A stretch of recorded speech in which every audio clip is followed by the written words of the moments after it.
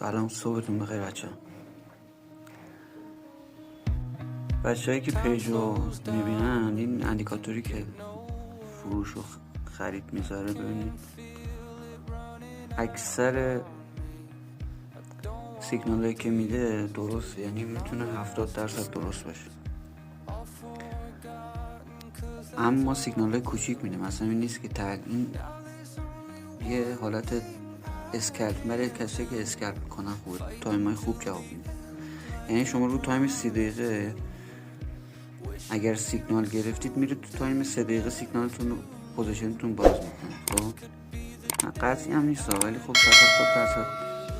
70% معمولا درست میگه. یعنی مثلا خریدی که اینجا داده، خرید دوم، خرید این اندیکاتور رو بچه خودم نمیشه، هر کس میخواد تو کامنت ها بهم بگه تا براش لینکش حالا تو تلگرام، کانال تلگرام میگن که اصلا تو پیجش، تو اکانتش براش ارسال کنم، اکانت تلگرامش.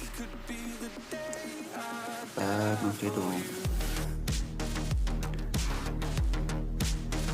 عرض طلا رو داریم تایم 3 دقیقه که نمودار پرچم رو تشکیل داره. این بچه پرچم معمولا و اینکه پوزیشن بگیرید اجازه بدید از این مثلث خارج بشه، ولی پرچم ها معمولا ادامه کردن بیشتر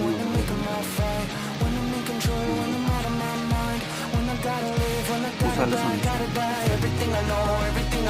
بیشتر موارد دو سیگنال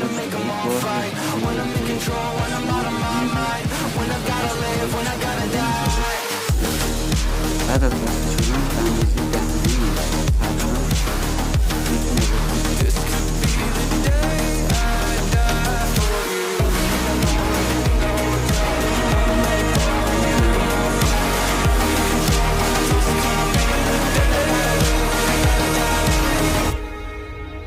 میتونه تا این محدود رشد کنه. خب ببینید کسایی که نمیتونن دوتا آلارم هم بذارن این ترکیب چند تا